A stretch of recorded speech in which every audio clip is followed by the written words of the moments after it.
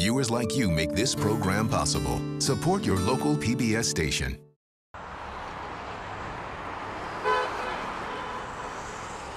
Assalamu alaikum. Alaikum assalam. How are you? Hi, how are you? Hi, nice to meet you. Me too. Ghazwan. Habibi, شلونك؟ What do we eat here? What do we sell here? They have falafel, and they have the mshakal falafel, which is really good. So I remember playing in the streets of Iraq, and I would run the end of the street and grab a sandwich. Yeah. And I couldn't find anywhere in the U.S. that would serve it as the taste the closest as in Baghdad. I love that. And it's here. Are you hungry? Yeah. لفتين falafel مشكل. لفتين فلافل مشكل دلر. Nice. We got 2-3 pieces of falafel, French fries, eggplant, cauliflower. lettuce, and tomatoes. And what's the hot sauce I hear about? Yes, Yeah. amba. Amba. Amba. Amba is spiced mango sauce. Oh, spiced mango. Yes, and you add it on the falafel, and as Iraqis, we cannot have falafel without No, amba. of course. How could you? How- Why would you? It's a tradition. Falafel by itself is kind of boring. I have to have it like this. Man, this is so good. Yeah. It's delicious. I mean, I've falafel all over the world. I've never had amba. Yeah, well, welcome to Iraq. Yeah. I'm Chef Marcus Samuelsson, and as an immigrant born in Ethiopia and raised in Sweden, food to me has always told a deeper, more personal story. It's a path to culture, identity, and history. Now it's a party. I'm going across the country to learn more about America's immigrant communities and culinary traditions, to see how food connects us all across the United States.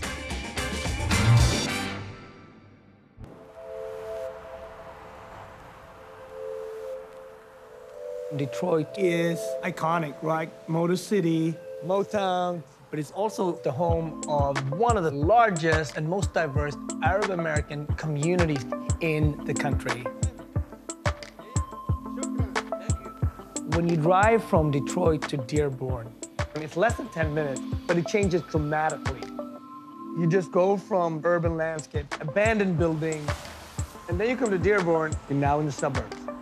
You see so many small businesses, everything written in both English and Arabic, restaurants, small cafes and bakeries, hookah shops. Food is definitely an economic backbone to this community. Kebab, Iraqi kebab. This is our kafta. You find people from Lebanon, Iraq, Syria. I think it's a super important time for looking at the Arab American experience in this country. I feel like there's a lot of false narratives spread about its religion, its practice, about who they are as Americans. So I think this really is a unique opportunity to meet the people, eat the food, listen to the music, learn about the culture, and what's been called the Arab capital in North America. The falafel, I have to have it with eggplant. The acidity of the mango is great. It's delicious. You want extra amba? Hit me with the amba. He's not here, so we can get Yeah, more. thank you. There we go. The third bite, you see the vegetables with falafel and the French fries. It's all getting nice and soggy. And this beautiful sauce is fantastic. So Saiwan is this amazing photographer, works for Washington Post, and he's Iraqi-born, but also spent a lot of time in Syria. How long has the Iraqi community been in Dearborn? So the Iraqi Christian community, which is the Chaldean, been here since the 70s. Oh, wow. But more of the Muslim community, the larger part, came when Saddam created all these massacres against them. A lot of them in southern Iraq fled to camp, like Rafah in Saudi Arabia, until the UN came, and that's how the Iraqi in the early 90s started, the community. So help me understand so people get the difference between, so most of the Iraqis are actually refugees, right? Some, not most, it's mixed, immigrants mixed. and refugees. My family made a choice to leave Iraq because we knew the war was coming. We left, and then we were refugees in Syria. So Syria is like a second home for me. Second home, right? Yeah, yeah. Wow. So you're actually being both. You've been both refugee, and now you're immigrant. Yeah, and then we made it here as immigrants. When we arrived to Detroit, I was like shocked. Yeah. Especially for me, I was a teenager. I didn't speak any English, so it was really hard. There's a cafe across the street here where men were playing cards and dominoes. I had an assignment for one of my classes. So I walked in with a 35mm camera. I just kept taking photos and I took them back to my teacher and he was like, wow, I've never seen someone that can really take us to that community. And that's when I realized this could be something that I can kind of show my culture. And then I started getting into photojournalism. Now I'm in DC, Washington, DC, but every time I come to town, I visit family, I stop here first to get a falafel sandwich so I can, as soon as I bite it, it takes me back after a soccer game with friends in Iraq on the streets, barefoot. So that was delicious. It's absolutely delicious. I'm excited about this bread. It's so soft. Samoon, yes. Samoon. So you want to see how they make the bread? And I'd love to. let's go. Yeah.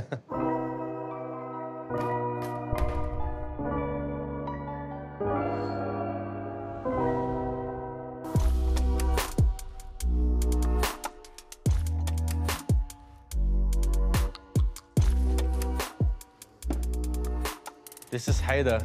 How are you? This is Marcus.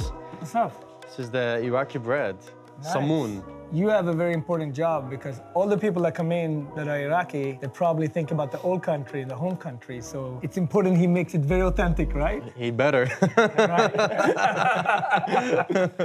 What do you miss most about Baghdad? What do you miss the most? اشتاق كل شيء. مثلا. يعني كل شيء. He said everything. Everything, yeah. Baghdad, very, very beautiful already. And Iraq, very beautiful.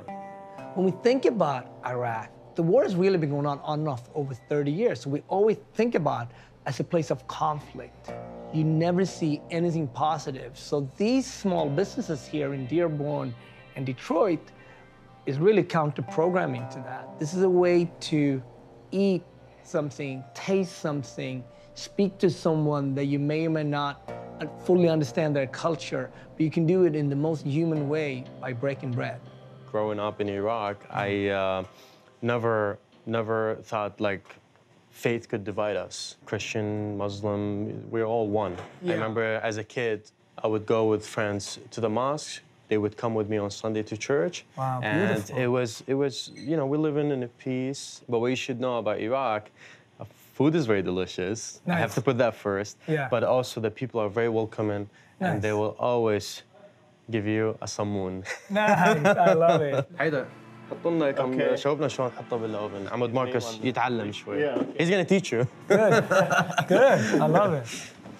So he's just gonna put them in, but he brushes with a little bit of water? Yes, water and add some flour on top. Flour on top? Yeah, and that's what gives it the unique crunch and color, and also so the dough doesn't get stuck on inside the oven.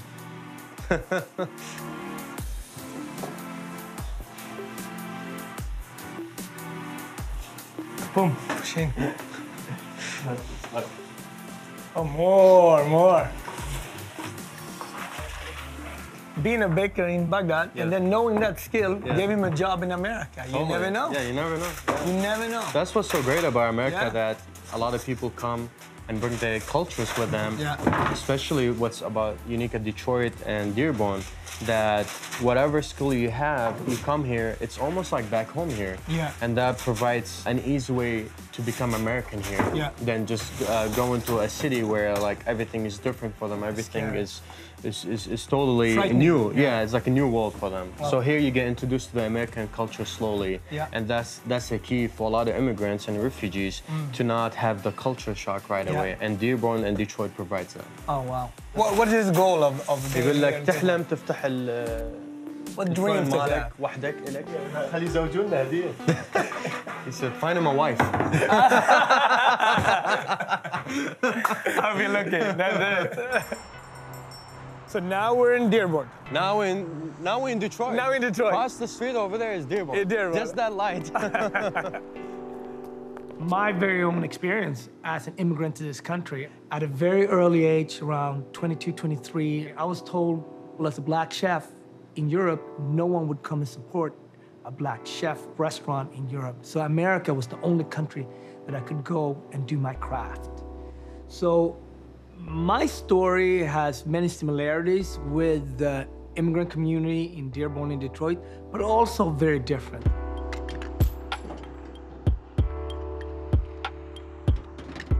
I do know the journey of leaving a place, setting up shop, and hopefully they will accept me and I can make this home. but I come from a very cushy country in Sweden, and I'm extremely grateful for that. When you come as a refugee from Iraq or Syria, you can't just go back. So there's a huge difference there. For me, America's always held this place of hope. What's not possible in one part of the world, if you come to America, it may be possible. Hi. Hi. How's it going? Hi, nice to meet you. How are you? I'm good, thank you so much. How Hi, are Salwan. you? Yasser and Saiwar are a Syrian refugee family, and they came to America fairly recent. They trying to integrate their kid. They're trying to figure out how to get a job, how to fit in. Yasser has been a chef almost all his life in Turkey, in Syria, and I'm really excited to learn about this meal we're about to have. What are we going to do today? مقلوبة. And makluba is Syrian dish, Turkish dish? Turkish dish. Turkish. Originally from Turkey, but it's Yeah, all over. Osman مطبخ. It's starting to look good. Nice. You both come from places that has such a rich history, but over the last 30 years, with the war separate people, how do you keep your food identity? It must be very difficult. Well, what's so special about like Middle Eastern food is always made at home. Yeah. Like I'm in DC now, and my mom always like, "Oh, do you want to make a dish on FaceTime?" And I was like, "Of course, let's Oh, do that's that." awesome. Yeah. I just made one this past week. I think I did okay. Yeah. That's a great way to stay connected. Of course. Yeah. خلينا نعمله one here, one here, one here, one here. Yep. Nice. Makluba has peppers, eggplant, and some chicken. It's just a good dish on a cold day in Dearborn. Looking good. When I think about Middle Eastern cooking, the first thing comes to mind is these incredible, rich, historically important marketplaces like Damascus, like in Cairo. And the marketplaces is where people traded. They traded spices, they traded food.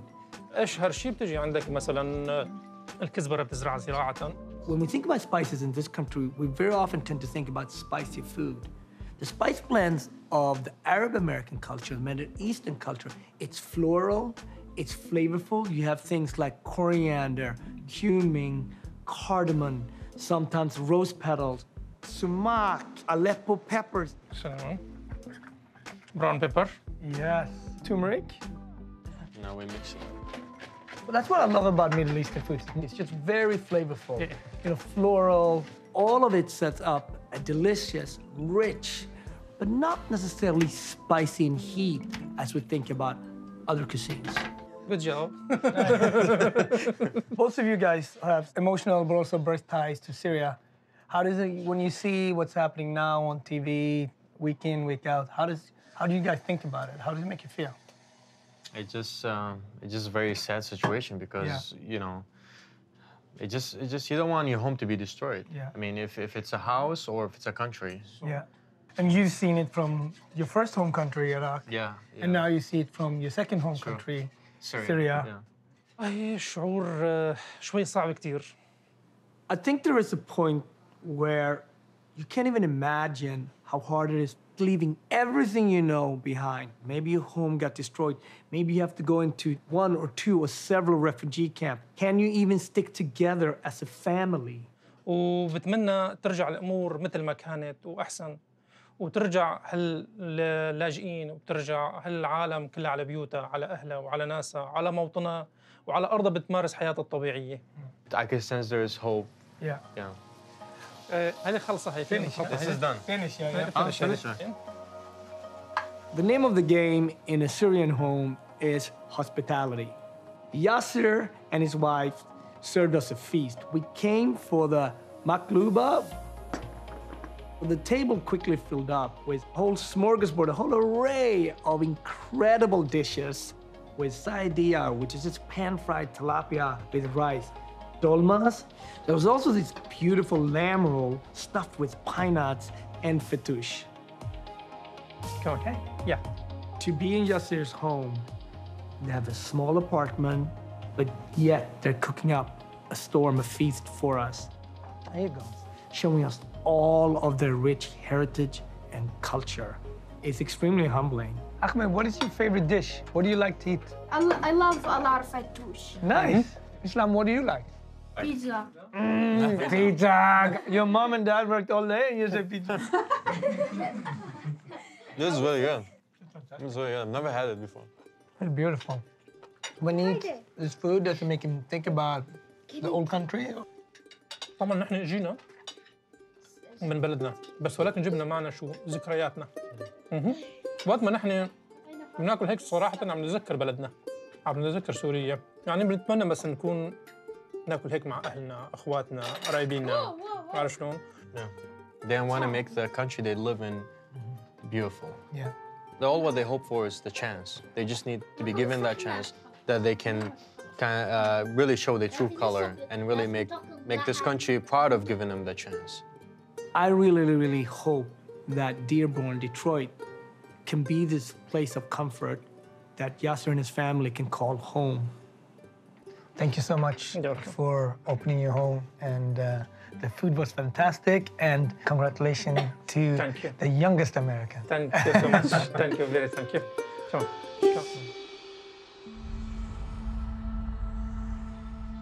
Southeastern Michigan is home to the largest concentration of Arabs outside the Middle East. And we see that immigration has picked up in more recent years due to the refugee crisis. But what's important to note is that people from the greater Syrian regions began migrating to Detroit as early as the 1870s. During this period, Arabs in Detroit were mostly peddlers and shopkeepers in what's now known today as Eastern Market. But at the turn of the 20th century, Detroit was a booming economy.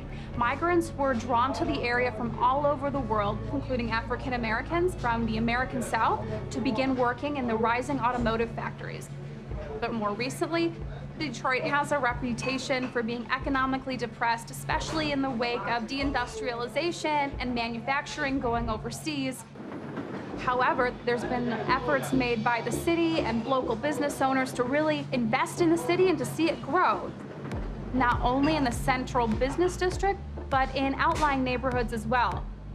What we're finding is that Arab entrepreneurs are indeed adding to the revitalization efforts in the Detroit area. Hashem's Nuts and Coffee started in 1959 overseas in Lebanon. My father came here in 1977, and what we have today is 4 stores, an online market, and a spice warehouse. We wholesale to coffee shops, tea shops, all across the Metro Detroit area. We are most recognized for our Turkish coffee. We use 6 beans from around the world and blend them with cardamom, which is imported from Guatemala. They served it with cardamom to ease the effects of caffeine on the digestive system. This is the cardamom. Let it sit in your cheek and let it do its thing. We're not just a store. We are a hub for information for the Arab American community. People come in with land contracts and want us to read them because they don't read English. They come here for advice. They come here for direction. They come here for a trustworthy opinion, and we pride ourselves on that. When I came to New York as a young, ambitious chef, you're looking for those small water holes that are yours. Finding that coffee shop, finding that bakery, sandwich shops, restaurants are way beyond just serving people. They're serving communities to have a chance to get together, talk to one another, help each other out, and you slowly start feeling this place of home. I want to have some tea. What should I have? What's good? My 3 favorites are the Femme Power, the Blood Orange, and the Yemeni tea. So I'm Habish, very close to Yemen, so I'm gonna go with the Yemen tea. Got it. What's in the Yemen tea? It's an herb mix that's mixed by Hashem's in Dearborn, keeping it local. Nice. And authentic. Noor has this place called The Bottom Line. The Bottom Line is part owned by Noor, but also part owned by an African-American family. It's really a great example of the Arab American community and African American community working together. I love the whole place. How long have you guys been open? 2.5, 3 years. Nice. So we're in what is historically called the Cass Corridor. Cass Corridor is like very fastly being gentrified. Yeah. Is now called Midtown. And one of the things that I'm extremely invested in is making sure that Black-owned businesses like make it in the city, and also to create spaces where my Arab community and like this Black community that's like neighboring Dearborn, which is like the place I grew up, all come together here. And I really want to be a part of creating this like vision for this space where people can come to and like feel safe. Yeah, that's why I love the vibe here. It's always so like you can interact with people, or you can just hide off in a corner and do your own thing. How did you build up all that energy, passion, drive-through? That's a lot. People can be really inspired by you. Like this place, this space, these people are my home. I was born in Lebanon. I was in Lebanon when war was happening. And I was in Lebanon when the revolution happened. I moved to the States shortly after that. So like, I'm like obsessed with the idea of home. And I think that's a fact for a lot of folks that are within diaspora, within my generation. I mean, as an immigrant, I can relate to that, right? Because you always question, I was adopted and an immigrant, so I'm like, it's my home Ethiopia, it's my home Sweden, it's my home, New York, you know what I mean? Like this idea of home, where is home? And it's a different answer for you than it's for anyone else. Yeah. You're so clear in your drive. It's very empowering to listen to you. I'm an artist, I'm Arab American, I'm also Muslim, and like, I'm also queer, and so to me, creating this space is creating a space where I feel safe. Yeah. Where people can come to and like explore their identities and not feel like they have to choose. Like, I don't have to choose between being Arab and being queer, I don't have to choose between being Arab and being American. Them, yes. Like, how can you have these like dual identities? How can you be this intersectional human being and still like maintaining this like deep culture of like where you come from, like the hospitality, the food, the how we exist as Arab, like our ways of thinking. Yeah. Noor is an inspiration. The way Noor built the place, the energy is so pure. I do feel like a lot of people are searching for, how do I fit in? Society might not always be so kind to me, but when you come to the bottom line, you're welcome. One thing that has always resonated with me was my parents telling me, what does that mean? Which means if you forget where you come from, you forget yourself. Yeah. And you lose yourself. Navigating dual identity is something that all of us are doing at some point of our lives, specifically refugees and immigrants. The first generation's parents come in and just get a job and try to get the kids into school. The next generation is constantly, am I American? Am I Arab American? What am I? How do I fit in? This idea about belonging in the new country. And it could be a lifelong journey, but food is probably one of the best ways of expressing that and understanding that. What is your favorite dessert to make? It's really hard for me to answer that question. It's like asking a mother to choose her favorite child. Yeah. Like, I could never choose my favorite. Lena is this incredible young, talented pastry chef that worked in one of the top restaurants in Detroit, Selden Standard. Tell me a little bit about Selden.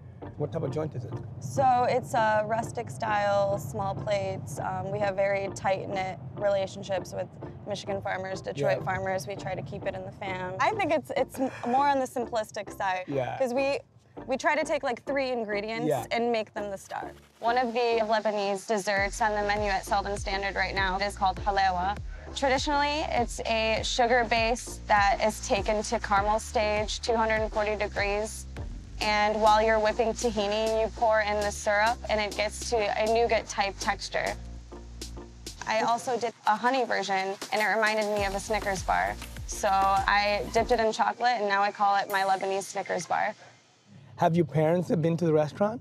Oh, yeah. I actually gave them a limit on how many times they're allowed to go in there because they abuse it. That's great. I love it.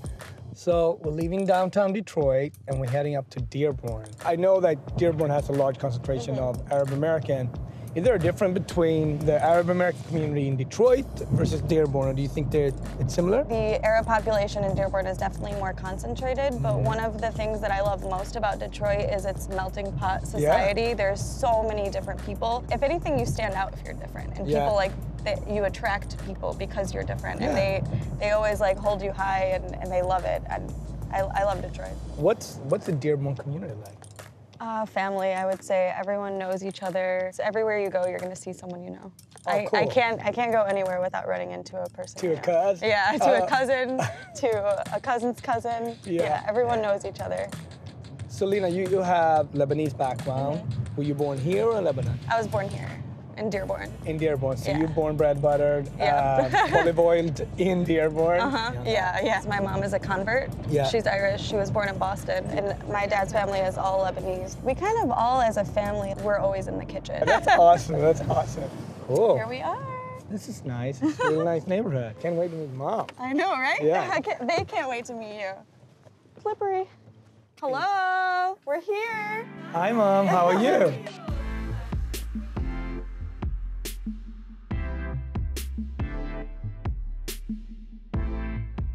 I usually just do like an X motion, so you get even on all sides. Yeah. If you want to get in there. So the most important thing, did your grandmother approve on this dough or what? What's going on here?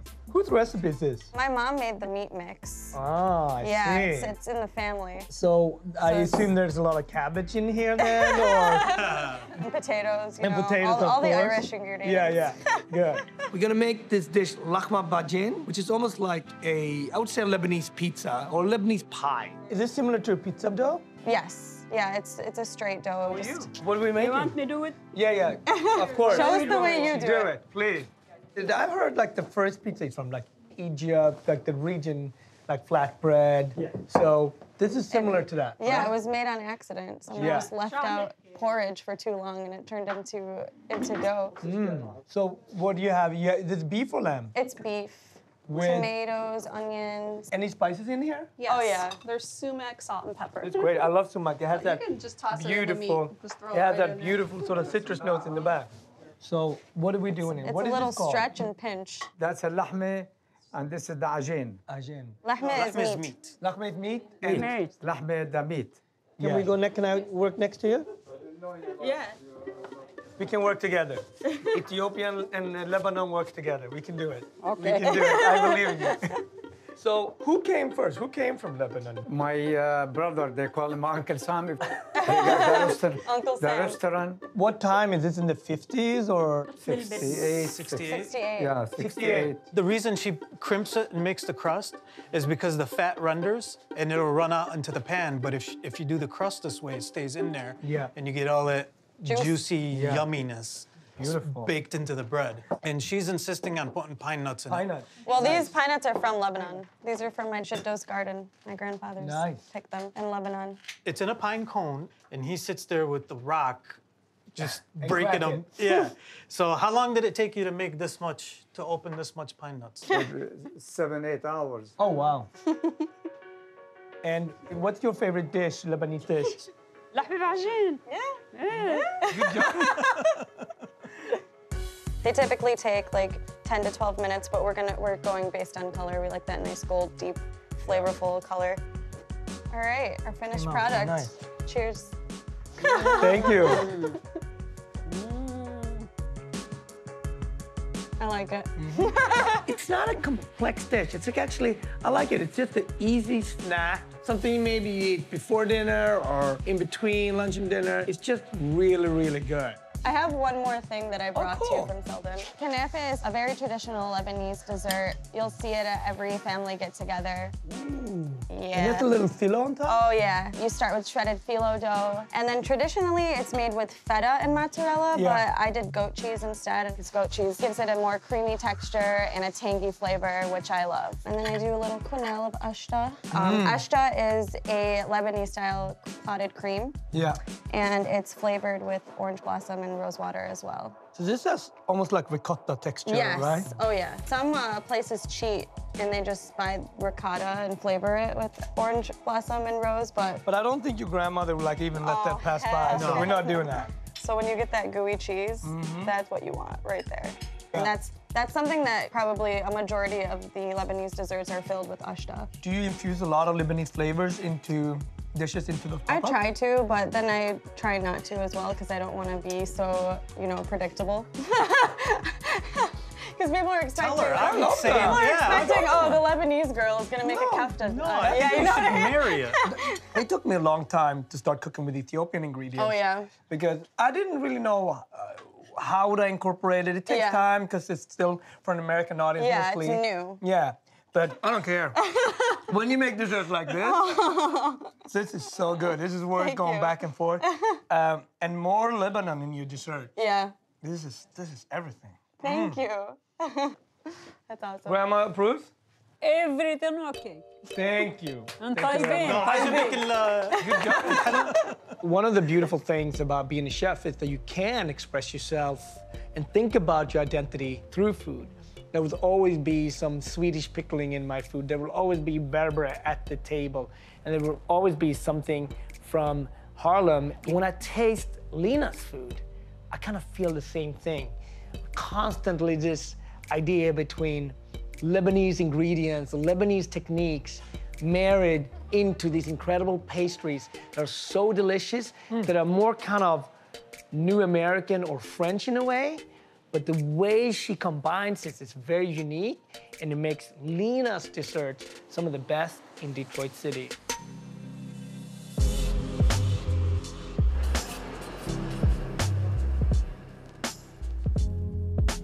Detroit is known for its Coney's, Detroit-style pizza, and then I think shawarma is right there with it. It's primarily cooked on a spit. It can contain chicken, it can contain beef, lamb, or some mixture of beef and lamb. It's usually served in pita bread, topped with any number of things: onions, pickles, tahini, or toum, which is the garlic sauce. It's a street food in the Middle East where you go to any street vendor and they'll slice off some shawarma for you and you walk with it. The number of Middle Eastern restaurants in Detroit, they're everywhere. Every suburb, especially in Macomb, Wayne, and Oakland County, has at least a couple. It's that prevalent, and everyone has their favorite, and everyone will argue with you over which one is best.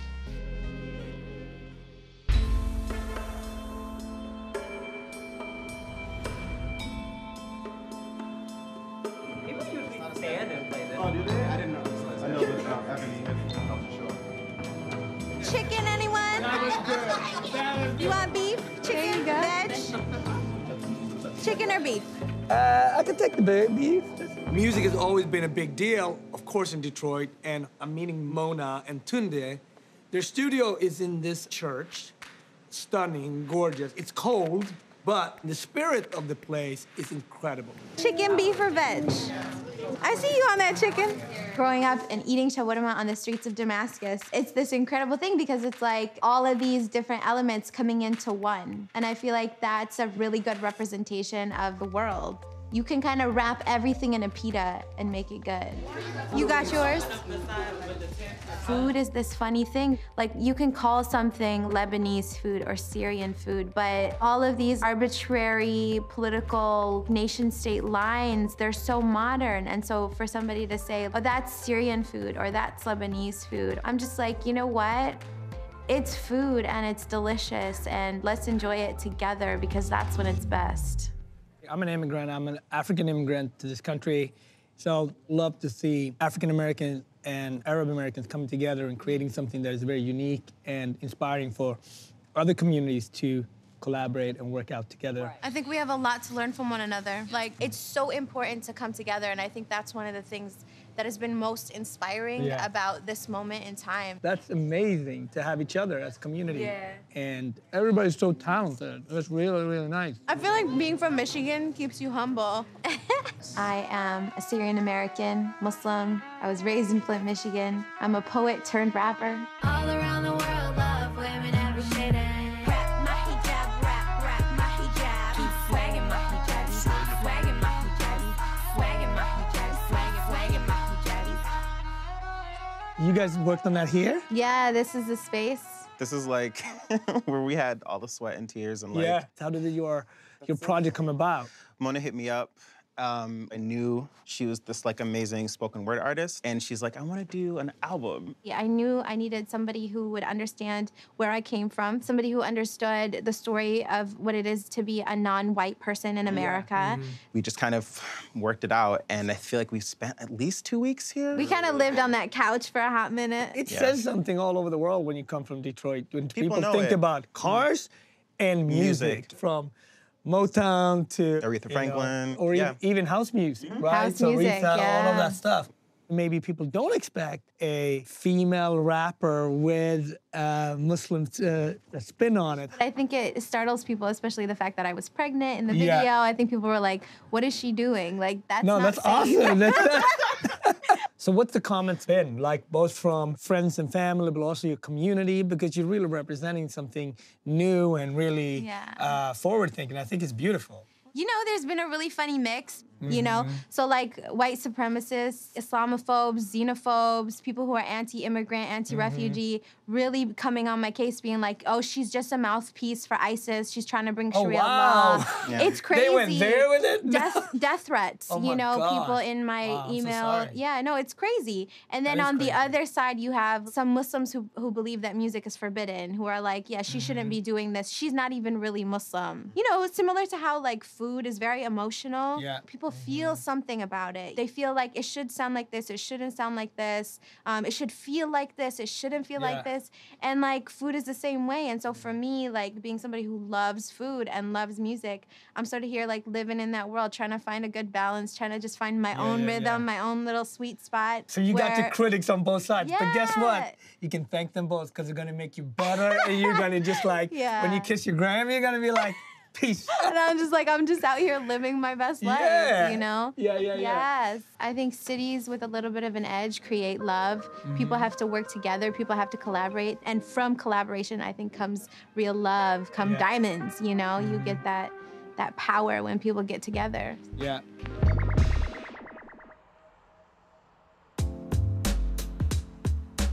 So something that's really important to know about the Arab community worldwide is that not all Arabs are Muslims and not all Muslims are Arabs. The Arab American community in Metro Detroit is exceptionally diverse. In terms of religion, we have a large community of Maronite Catholics from Lebanon, Orthodox Christians from Syria, Chaldeans from Iraq. The community is incredibly diverse in other ways too, especially in terms of generation. So not only do we have newly arrived immigrants, but they live alongside third and fourth generation Americans like myself. But the Lebanese community is known for its historic community as well as its new arrivals. So we have this big mix of new and old.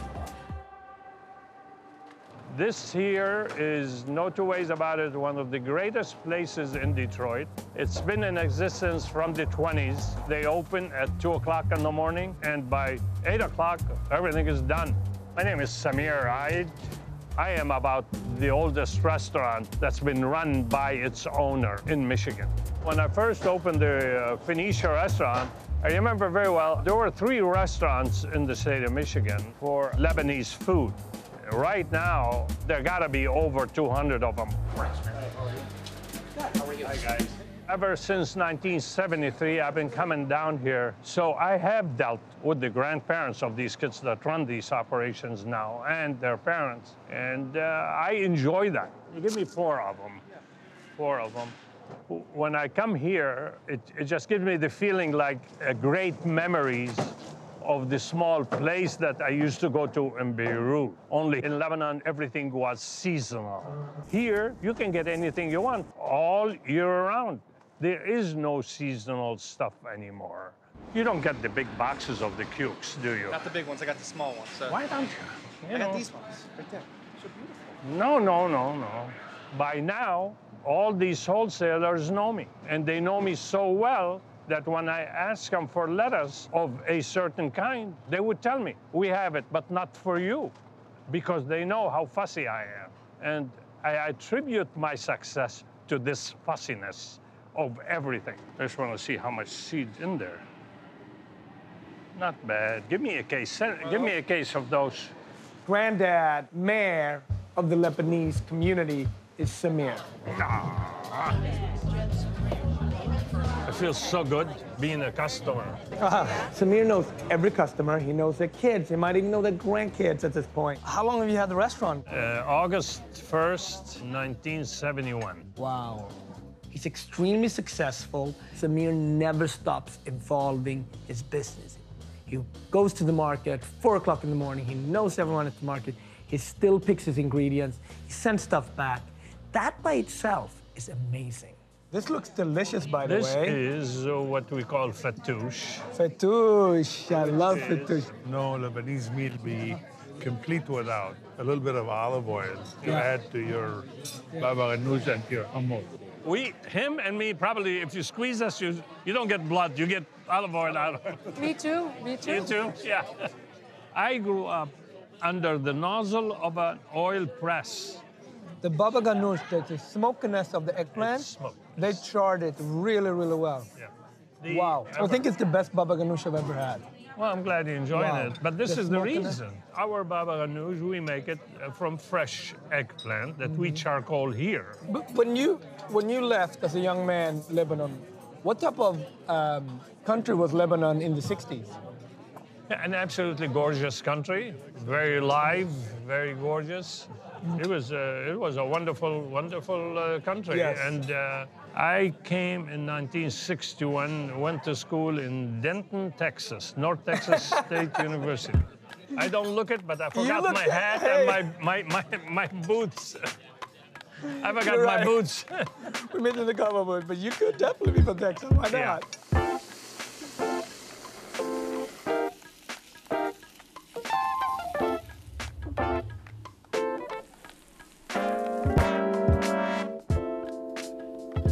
The food is delicious. The food I'm glad you're enjoying it. This is the best thing he has right here. That's the best. This here is Lebanese sausages that I make from only legs of USDA choice lamb. That's hashwe, ground lamb with the onions. Nice.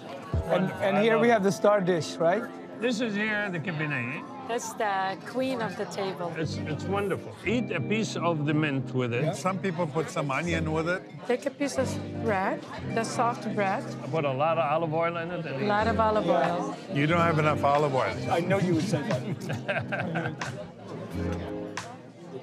I see not Lebanese food coming here now. Now I see, I'm smelling Texas now. I'm like.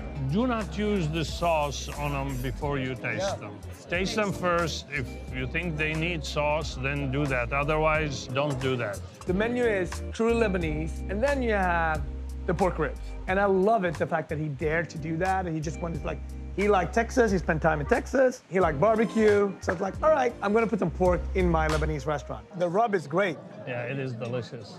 I just wish that people who don't know anything about Arab culture, I wish they could come eat here, stay here for a week. Anyone that has fear for immigrants, they should come to Dearborn and then see nothing but small businesses and people working together. And that's what I've seen this week. You know, our governor started something called Business Leadership Awards. Last year, he gave awards to Middle Eastern business leaders who employ a lot of people.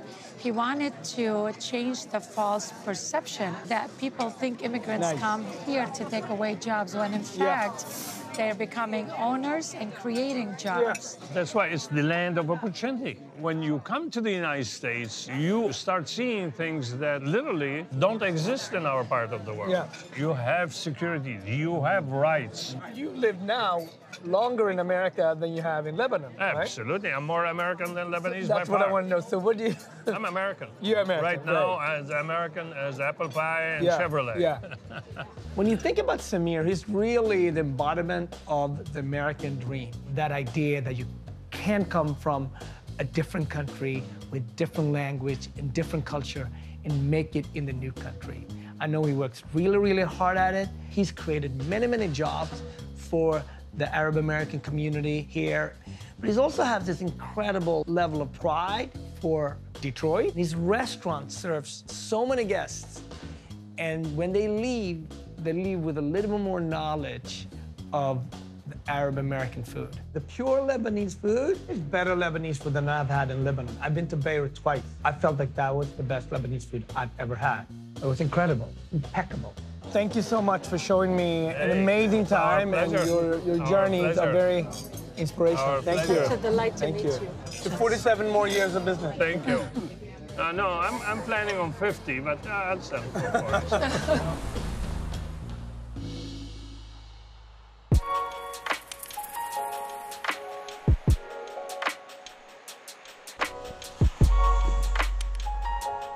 Hi, everybody. Hey, Marcus. Hey, welcome how to our are you? kitchen. Thank you for being here. It's an honor to meet you. Hi, how are you? This is Fine, Nadia how are Sugar. How are you, man? And her son's wedding is tomorrow. Congratulations. Yeah. That's It's gonna be a awesome. big wedding. Are you excited? Yeah. Oh, good. He's her oldest. What's his name? His name Mustafa. Mustafa. And so I heard like a couple of people are coming to the wedding? Yeah. Oh, no, a couple, maybe 700. 700, oh, Yeah. wow, it's a big one. I'm at Biblos, which is a catering hall to many, many weddings and big occasions in Dearborn. And Nadia, she's the chef. We're making kibbeh, which is on the menu tomorrow for Mustafa's wedding. Oh, nice, raw meat? Yeah, raw meat. I'm from Ethiopia, and we have a very similar dish called kitfo. It's also raw meat. Please teach me how to make this. She's gonna walk you right through. So what do we have here? What's in this? Wheat. Yes. So this is the base? Yeah, this is Cumin, cumin, rose pepper, and this is chili pepper. Yeah, we mix it. We be like. Nice. Are you nervous for the wedding? No, I'm so excited. I can pour for you. Okay. Oh, you dumped the meat in there. Nice. So this is beef, right? Yeah, this is beef. Oh. Halal beef, 100%. 100%. All people in Dearborn eat halal. Halal, right? Halal meat. Kibbeh is almost like I would say Lebanese raw beef tartare. First of all, eating raw meat, the meat is the cleanest, the freshest already. And, you know, there's a certain style that you have to do it. Yeah, I need some more water. Thank you. All right. When I make for 700 people, we mix it for big machine. How many kids do you have? 8. 8. Were you kids, they were all born here? Or some of them, they were all born in America? At home, did you speak Arabic at home, or do you speak English at home? The kids, they answer back in English or Arabic? No, in Arabic. Oh, they do? If he answer for me English, I'm not answer. I not answer back. Good rule. You can taste it before Thank I you very put them in much. the dish. And now you're gonna cook it well done? No, we do it wrong. No cook it. No salt. No, this is beautiful. This is so nice. This is fantastic. Thank you. This is really, really good. And you know what I love about Middle Eastern food? It's very flavorful. It's not super spicy. It's just so much flavor. Nice, beautiful.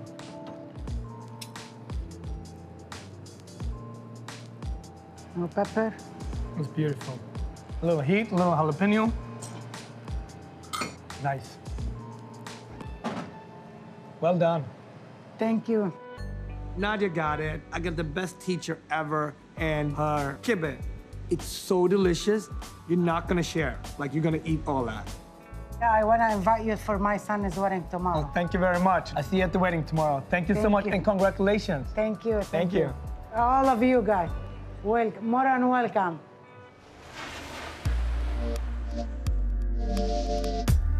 Tonight, what's happening is my nephew's wedding. It's a big wedding. It's over 700 people we're serving tonight.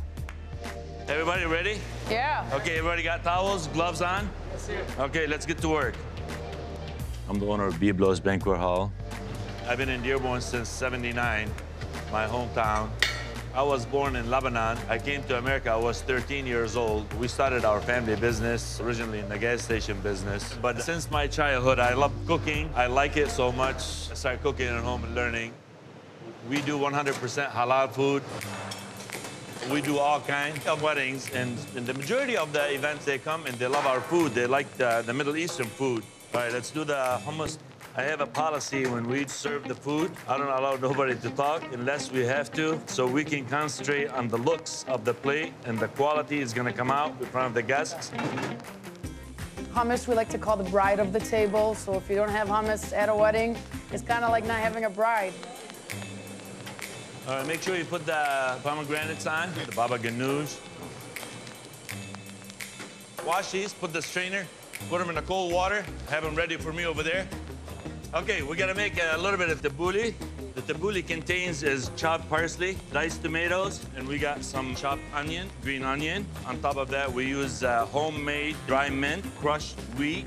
Tabbouleh has to have a 100% olive oil, and I get a lot of my olive oil from overseas. This is the lemon juice here, and at the end, you add a little salt to it, but you don't add a lot because lemon juice that gives it kind of soury, salty taste. Get two. And a box of diced tomatoes. It's getting close to go time. I've never been to a Lebanese wedding.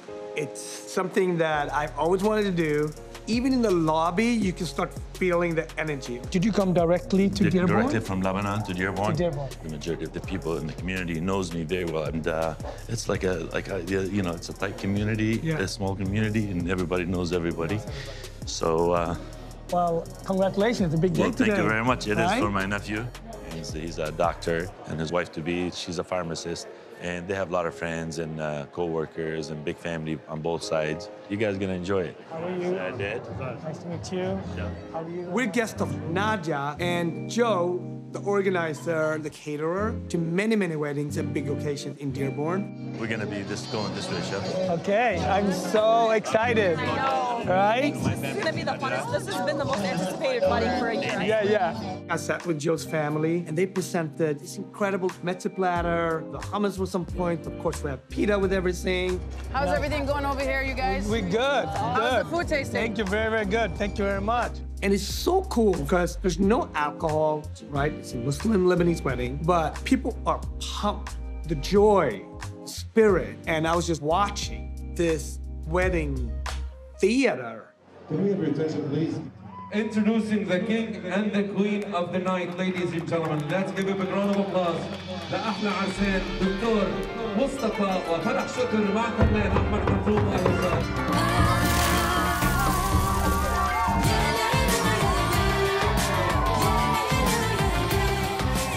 As I look around the room, this incredible wedding, I think about the couple, their future together, their excitement together.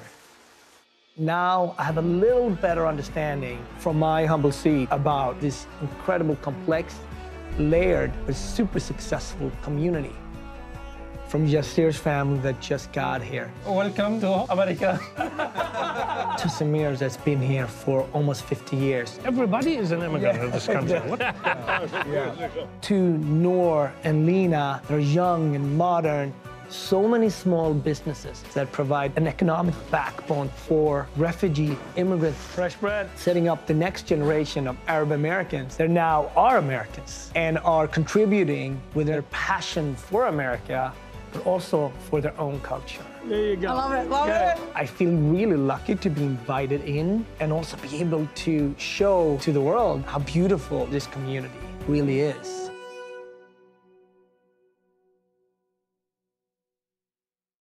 This is so delicious. Sahtan. Sahtan. To your health. Yeah, that means to your health. By the way, I have to try some of this. Oh, yeah. Yeah. Can you put it on? Just a little. He's warning you. He's like, that's very hot. Yeah. Very hot. Yeah, it is hot. I got it. Very hot. I don't think I have to eat for the rest of the day, by No, the way. you won't for like the next 2 weeks. Good job.